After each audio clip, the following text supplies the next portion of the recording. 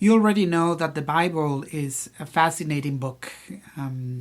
The Bible is a collection of books that tells us the story and the history of the people of God, and you find in those stories the way God loves us, the way God cares for us, and just a wonderful testimony of who God is and how God cares for us.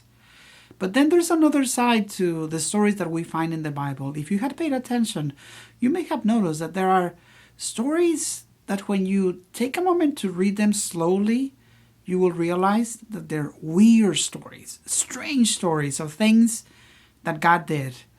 Sadly, in the church, we either don't get to talk much about Him, much less preach about Him.